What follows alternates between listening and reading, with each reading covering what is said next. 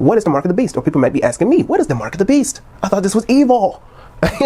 But the mark of the beast is nothing to fear or to be afraid of. As a matter of fact, it's very misinterpreted and misunderstood, because the mark of the beast in the Bible isn't even what we think it is. When you go to Revelation chapter 13, verse 18, you will see that the mark of the beast is 600, three scores and six. I think that's how they said it.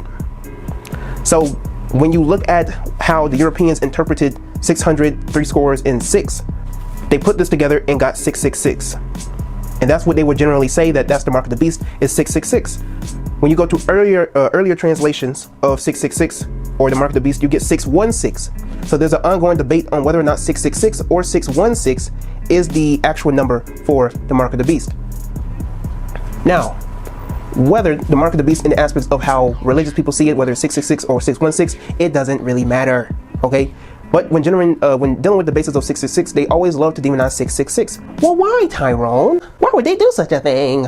Well, the reason for that is because, as we know, in this society, they love to demonize and degrade and devalue our science. 666 is the makeup of our carbon, because, as we know, 9 ether beings are carbon beings.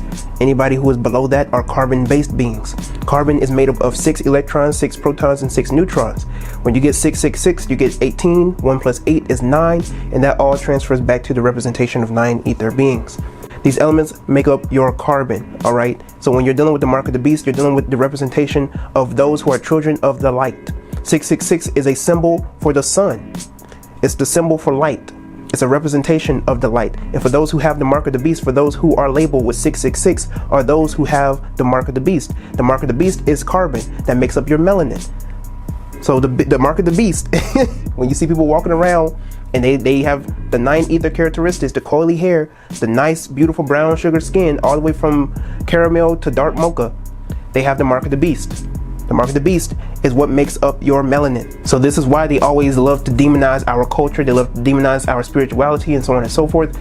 And they love to label it as demonic and satanic. And those words aren't even bad in itself when you really narrow it down to what it actually represents.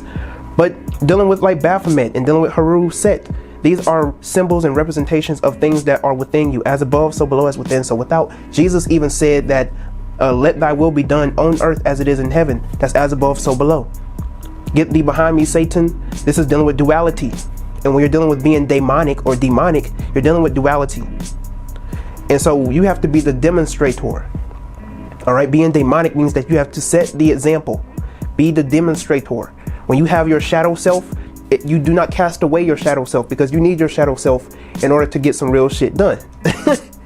But when it comes to your shadow self over here, you do not cast away your shadow self. You give it